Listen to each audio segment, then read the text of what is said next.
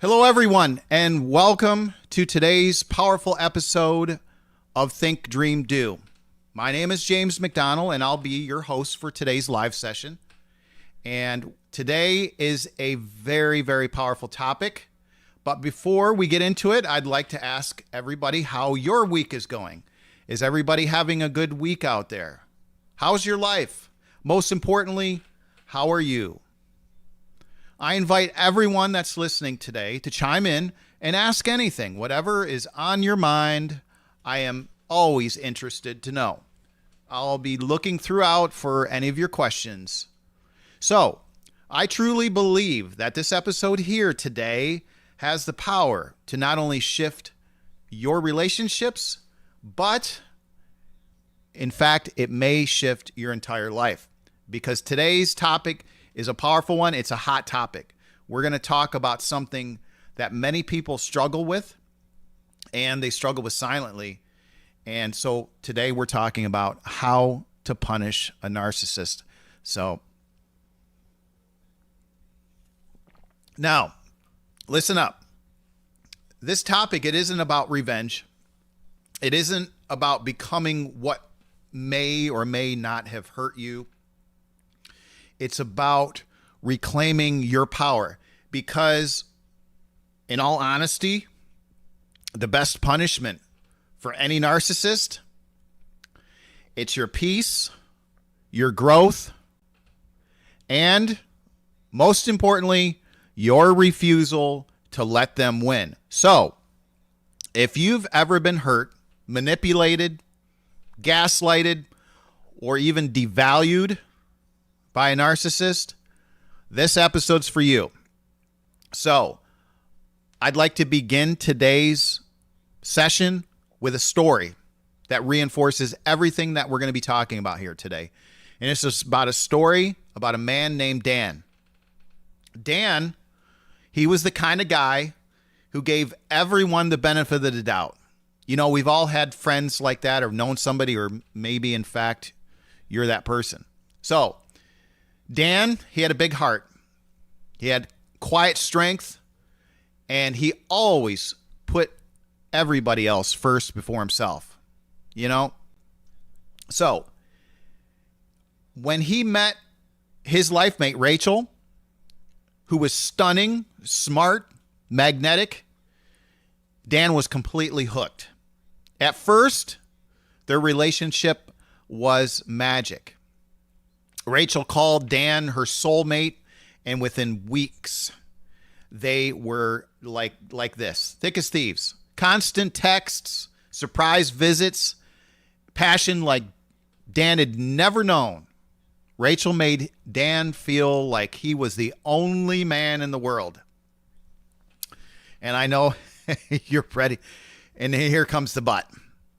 But then, as sometimes relationships do, their relationship shifted. Now the compliments became criticisms. Why are you so sensitive? You used to be more fun. One moment, Rachel adored him. But then the next minute, she'd go cold, distant. Then blame him for the distance. Can you believe that? But you know what? There are a lot of relationships out there that are like that. This happens. So, Dan, he spent months trying to get back to who they were at the start. He was desperate. He worked harder, bought her gifts, bit his tongue during conversations. More or less, Dan was walking on eggshells. What Dan didn't realize was that he was, in fact, dancing for crumbs while she sat back and watched him unravel. So, one night, after silent treatment that lasted nearly a week, Rachel came home, dropped her bag, and said, "You know what, Dan? You're just really lucky that I even put up with you." Yeah, that was Dan's wake-up call. And it wasn't because it was the worst thing that she said, but because for the first time, Dan believed that he deserved more. That night, he didn't yell. He didn't scream. He didn't beg. He didn't explain. He just looked her in the eye and said, you know what, Rachel? You don't get to have access to me anymore. And Dan meant it. He moved out the next day. No dramatic texts. No closure speech. He even blocked her number, changed his routine, and he even took it a step further and started therapy the same week. You know, and Rachel tried, of course. She texted him from different numbers, showed up at places she knew he'd be. You know, she started literally stalking him. She even posted cryptic messages online. But Dan, he didn't bite. He learned something powerful. The best punishment, honestly, the best punishment wasn't making her hurt. You know what it was? It was Dan making himself whole again. 6 months later, Dan was thriving. He was leveling up. New apartment, new job, new energy. He started running again. He was volunteering. And the best of all, he was laughing again. Not because he wanted her to see it, to rub her face in it, but because this was for him. He finally started doing something for himself. He wasn't taking the abuse anymore. And Rachel, she faded out. Not because he erased her, but because he stopped feeding the illusion that she ever had control over his worth. So in the end, Dan didn't destroy her. He simply outgrew her. And that, my friends, is how you punish a narcissist. One of the ways, the best way, with silence, self-respect, and a life they no longer get to touch. That's right. That's the best way to do it. And, you know, when it's all said and done at the end of the day, that's the best way to do it. So let me share another story with you that's on the top of my head, how to deal with them, how to protect your peace.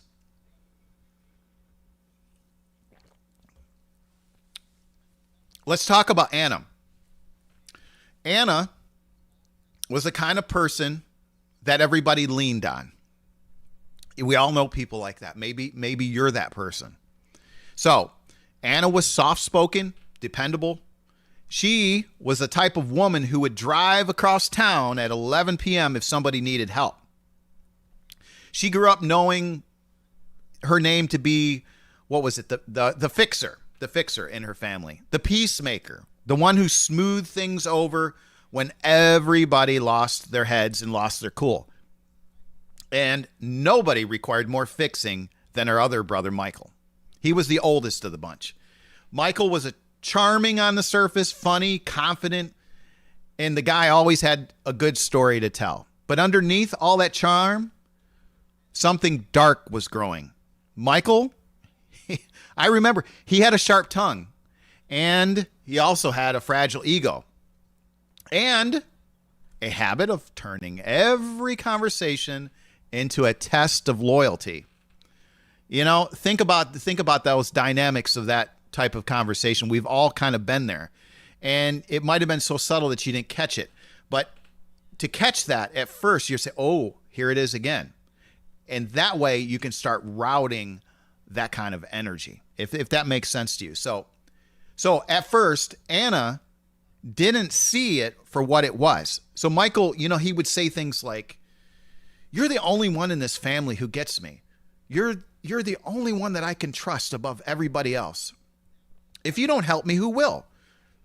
It felt like love. It felt like responsibility. But over time, it began to cost Anna. Michael would start to call and unload every single problem onto her. Job drama, like relationship chaos, financial emergencies, real or even exaggerated things. And whenever Anna would try to set a limit, even something simple like, "Hey, Michael, can I just call you back tomorrow?" the guilt would come flooding in. Wow, typical. So I guess you're too good for your own family now, right?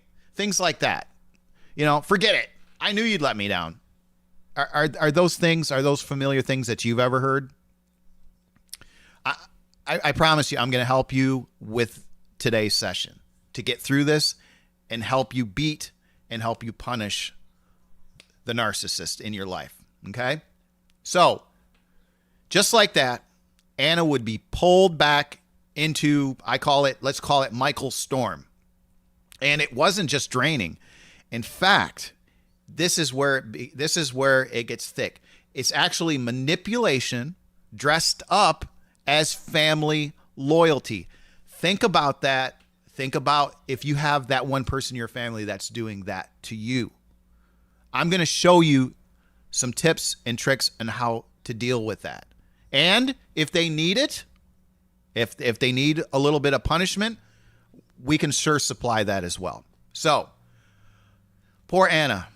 For years, she blamed herself. Maybe I wasn't patient enough. Maybe Michael's right, and maybe I'm being too selfish. But deep down in Anna's mind, a quiet truth was growing. This isn't love. This is control. So, Anna's shift didn't happen all at once.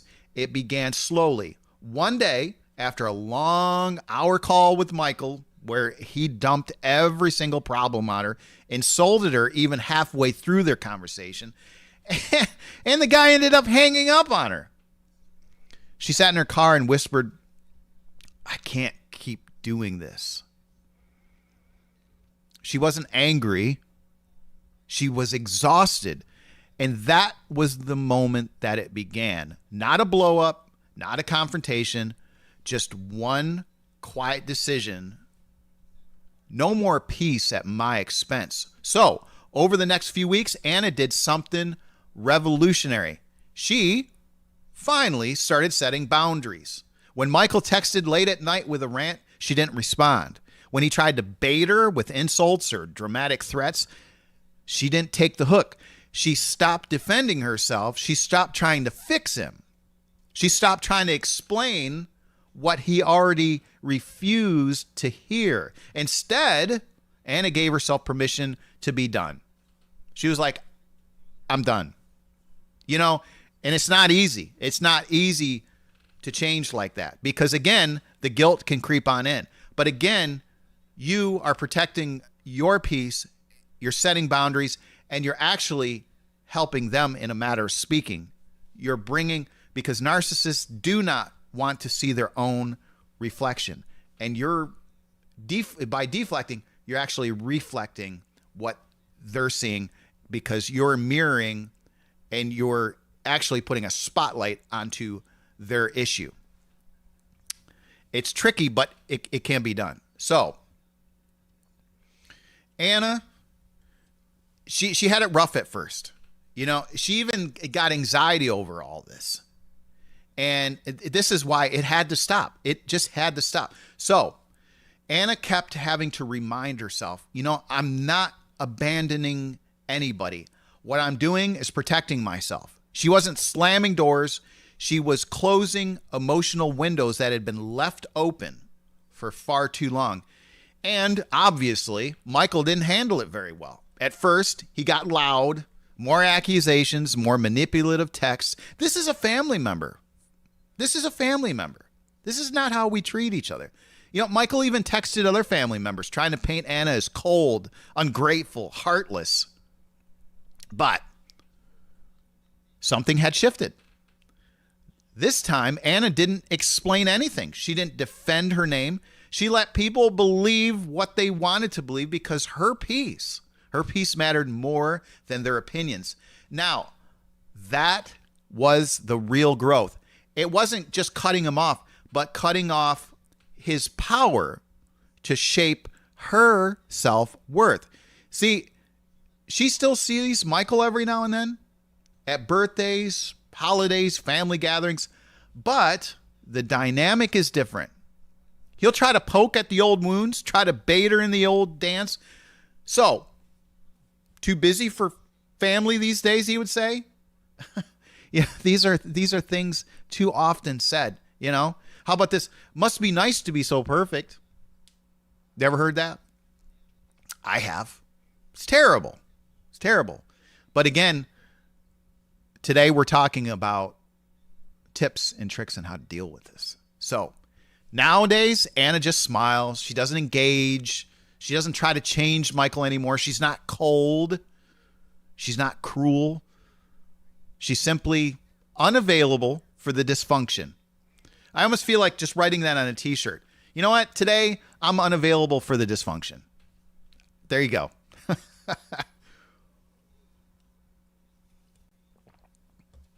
So, sometimes protecting your peace doesn't look like a dramatic goodbye. It sometimes can show up a little differently, with some boundaries, with some calm, with some self-respect that no one gets to borrow or bend. You see, Anna didn't punish Michael. She didn't even expose him. She didn't make a scene. She just stepped back. Now, listen to this. She just stepped back into her own power. And in doing so, she taught herself and everyone watching a quiet truth. You don't have to set yourself on fire to keep someone else warm. Remember that. It's true.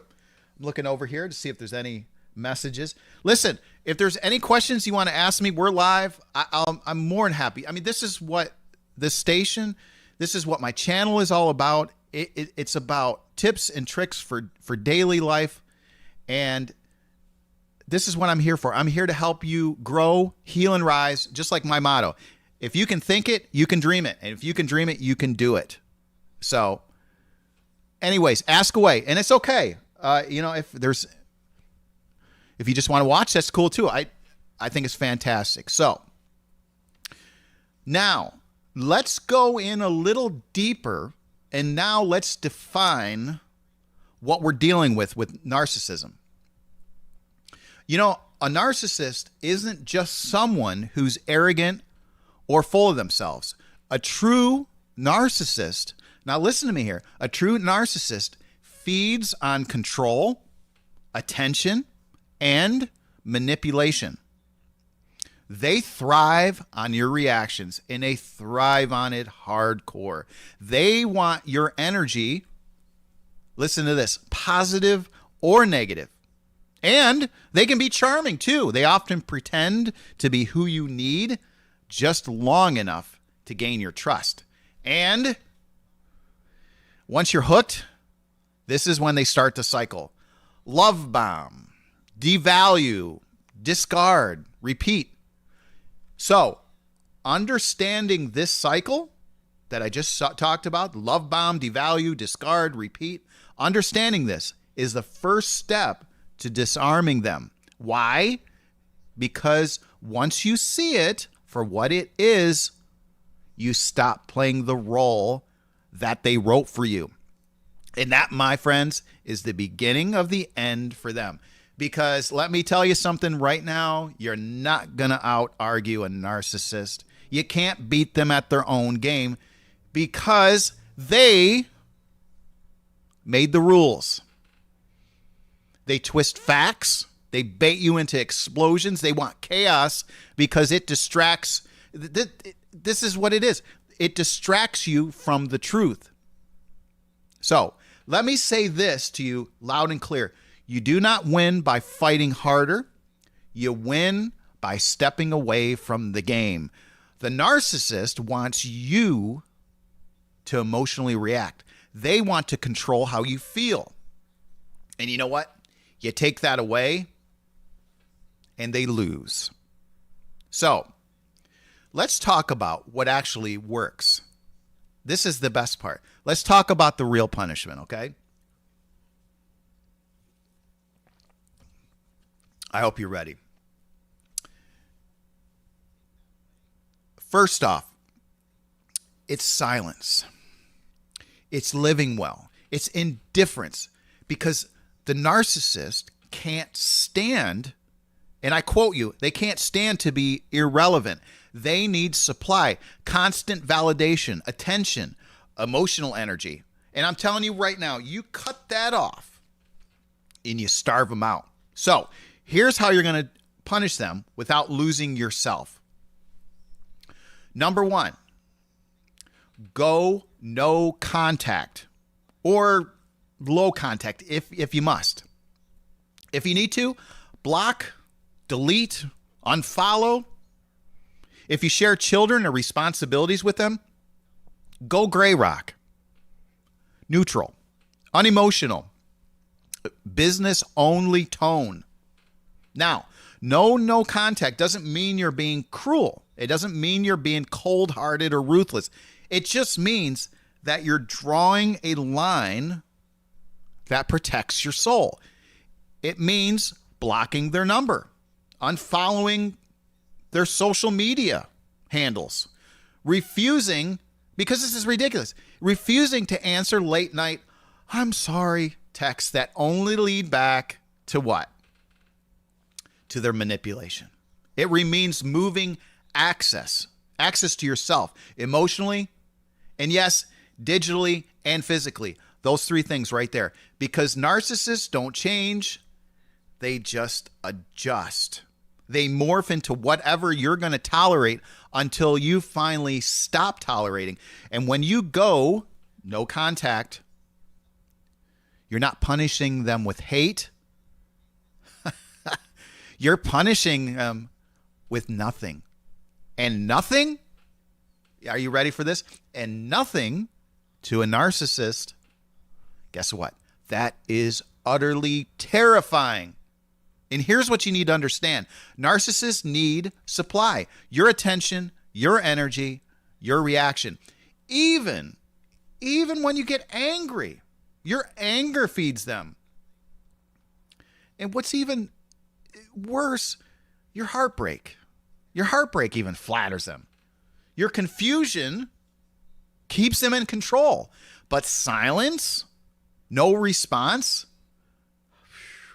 that right there starves the entire system. No context sends a clear message. You don't get to be part of my life anymore, even in my thoughts. It denies them access to what they crave most, your vulnerability. And that's the punishment. Not screaming, not proving your worth, simply shaking the dust off your feet, walking away, and letting silence speak louder than any final word ever could. That's what you do. You might be thinking, but now this is, you got to be careful with this one. You could start thinking, well, what if they change? What if I'm being too harsh? What if going silent makes me the bad person? Let me tell you something. You're not going no contact out of hate. You're doing it because you're staying in contact. And that right there keeps you in a cycle that's eating away at your self-worth. You don't owe anyone access. I keep repeating that. You don't. You don't. Especially not someone who tries to weaponize it against you. And yes, going no contact can be a little hard. You'll miss them. You'll question yourself. You'll feel guilty. You know what? And honestly, that's normal. Because narcissists train you to feel responsible for their emotions. That's right. That's the hard truth. But here's also the truth. Their pain is not your assignment. Your healing is. Their healing is not your job. Your peace is. So, now, maybe you can't cut them off completely. Maybe it's a co-parent. Now, this is another dynamic to it all. Maybe you're dealing with the co-parent, a boss, a family member. That's okay. Now we're going to talk about going into low contact. You don't have to share personal thoughts. You don't have to respond to bait. Here's what you need to do. You need to keep everything brief, emotionless, and transactional. Now, this is what they call the gray rock method. And I promise you, it is powerful. This is, I'm talking a lot, so I need to drink a lot too. Sorry. So This is where the power comes in. Start becoming boring, predictable. No highs, no drama, no reaction, no food for them. And eventually, the narcissist will turn their attention somewhere else because without chaos, they lose interest. You simply become boring. boring out of survival. So here's what's going to happen when you commit to no contact. You're going to feel a little grief because you're mourning the hope of who they pretended to be. You'll feel fear because silence can feel empty when you're used to noise. But then you'll also begin to feel clarity. You'll feel peace because you'll feel yourself coming back to life. And the narcissist, they will spiral. They'll try to bait you with guilt, charms, even threats, or fake apologies. So listen, promise me, do not fall for it. Please don't fall for it. You're not punishing them to hurt them. You're punishing them by refusing to hurt yourself again. And here's your reminder. Silence is your power. Boundaries are your protection. And no contact isn't cruelty. It's closure. Walk away, close the door, don't look back. They know exactly what they did. And now they know exactly what they lost. Your peace is priceless. Never trade it for a temporary high. Never hand it back to the person who shattered it. Okay? I'm going to go and look over here to see if there's any questions. Okay. Let's move on to number 2. Let's move on to healing in private. Let's talk about setting boundaries, but not posting cryptic quotes or trying to make the narcissist jealous online. Okay? This is another vital step. This is a whole dynamic we're going around, and when I get to the end, I promise you, you're going to be weaponized against the narcissist. You're going to have all the tools and ammunition that you need to fight back. Okay? I promise you this. So this one is very important. So, narcissists, of course, they feed on the idea that you may still be thinking of them. So, let them wonder, let them assume that you don't care. When you've been used to being lied to, devalued by someone who made you feel small, you generally crave something real, validation. You want to see that you're okay now, that you're rising, glowing, untouchable. It makes sense because, after all, we're human. But here's the problem. If your healing becomes a performance, you are still giving the narcissist your energy. You're still centering your growth around their attention. You're simply just not free yet. You're just louder. And narcissists, they love it. They do. Because whether you're praising them or posting that cryptic, say, inspirational quote, they still know that they occupy a space in your mind. That's not healing. That's a new version of the same old trap. True healing, it's quiet. It doesn't happen in Instagram stories. It doesn't need approval or applause. It's felt, not flaunted. This is what healing looks like. Ignoring their messages without needing to brag about it. Moving forward without curating an image for your audience. Rebuilding your identity, not your profile. You don't need to win the breakup. You just need to win yourself back. Because the narcissist isn't actually watching your stories to admire your growth. They're actually looking to see if they still have a hold on you. And the moment they realize you've gone quiet, not because you're weak, but because you're done, that's when they begin to panic. Again, let's be honest. Narcissists are addicted to attention. Yours, theirs, anyone that's willing to give them attention. So when you go silent, say when your social media account stops hinting, posting, or seeking any type of validation, they don't get the dopamine hit that they were counting on. Think about that. They can't figure out what you're thinking. And that drives them insane, angry insane. Because silence is not just absence, it's control. It's you saying, I no longer need you to know how I'm doing. Your access to me now has expired, not just to my life, but to my emotions as well. Now, that's not just a boundary. I promise you, that is a bona fide fortress. So instead of curating your image to make them jealous, use that energy to actually heal. You know, it's not embarrassing to even seek out a little therapy over this. Maybe it's just writing in a journal. Read the books. Get strong in your body and clear your mind. Talk to people who want nothing from you. Maybe build a life that's not built around being seen, but being whole. Now, I know that's a little deep, but if you think about it, this could work. So, don't chase the applause of people who once clapped at your pain. Because when the healing is real, it no longer needs to be broadcasted. It's not content, it's character.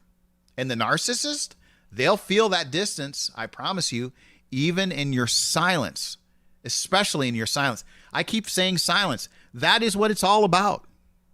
It's not feeding the narcissist. So, you heal in private. Don't post anything.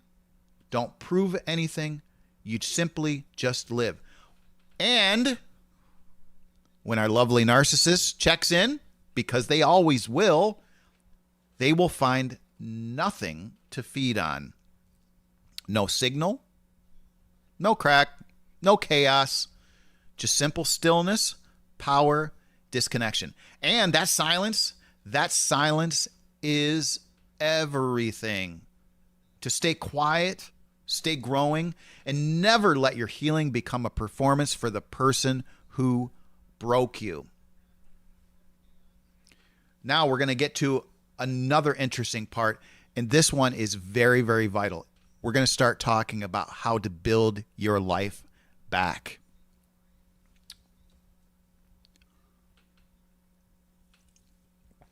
By the way, I'd just like to thank everybody for joining me today. This is a very powerful session we're having here, and I hope that so far what I've been telling you resonates and helps you, even if it's just a few tips and tricks. I'm here to answer any questions you have, and hopefully you'll take something with this that'll help you if you're struggling with a relationship against a narcissist. So let's get back and let's start talking about building your life back, okay? Your happiness will be the biggest blow to their ego. The narcissist, they want you broken. They want you questioning yourself. Every time you choose peace over pettiness, you rise. So, if you need to, go to a few therapy sessions. Get stronger, start the business, travel, laugh, live. Because I've always said this. I say this in every second or third episode. Life is for the living. Live now. You know, I'm telling you, after dealing with a narcissist, you don't just need a fresh start. You might need to reclaim your identity. Who you are when nobody is controlling you. Who do you love? What is going to make you feel alive again? These are questions you need to ask yourself. So, this may be time to try new things, new decisions built just for you. You can even be selfish in a healthy, healing way, because here's the reason why. Because you've spent so long dealing with somebody who made you feel small, you need this time to expand. Your self-worth was never supposed to be in their hands. So what you need to do is take it back. But importantly, don't announce your comeback. Don't post those cryptic messages online. Don't try to make them jealous. Again, that's not healing. That's simply just performance. You don't owe them the show. Your life, your new life, doesn't need an audience. What it does need is roots in the ground. So here's what you can do. You can start with small wins. Fix your sleep. Move your body. Take care of your space. Reconnect with people who see you without needing to control you. Let your healing be quiet, sacred, and simply just for you. The narcissist doesn't deserve front row seats to your rebirth, right? They don't. And you know, here's something else. Here's what's terrifying to a narcissist. We've talked about it before, and I just want to emphasize it again. This is what terrifies them the most. Your peace. Because when you're at peace, you stop being reactive. You stop being baited. You stop engaging. Peace means that they cannot access you anymore. Not emotionally, not mentally, not spiritually. So, protect that peace like your life depends on it. Because in many ways it does. Say no. Log off. Block them if you must. And walk away from anything that feels like chaos dressed as a connection. I want to repeat that. Walk away from anything that feels like chaos dressed as a connection. It's a very tricky thing. It really is. Your nervous system it deserves safety. Your soul deserves softness. And your future, well, it deserves some freedom. Am I right? Am I right? Your future does deserve freedom. So again, how do you punish them? You don't scream. You don't chase. You don't perform. You rebuild. You rebuild your life so boldly, so quietly, so intentionally that they can no longer touch you anymore. And one day, I promise, they'll realize you didn't just move on. You leveled up. Not because of them, but in spite of them. And you know what? Your power, it was never lost. It was simply just buried under all of their noise, their static. And now it's yours again. Here's something very important to remember. Very, very important. You must tell your truth wisely, okay? Speak your truth, not to get revenge, but to set others free, like I'm doing right now. Educate, advocate, but never, ever, ever retaliate. Narcissists, they hate exposure. They absolutely 100% hate accountability. But they can't stop you from becoming unbreakable. Because here's the truth. Here's what you're going to gain.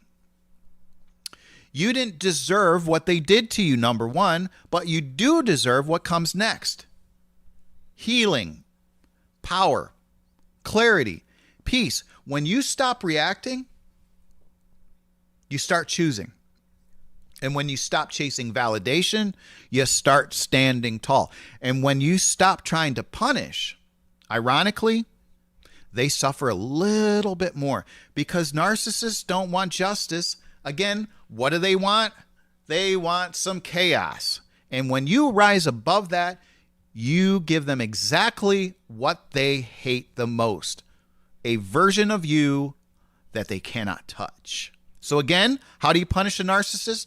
You don't. You outgrow them. You reclaim your peace. You break the cycle. You live better, stronger, freer than they ever imagined.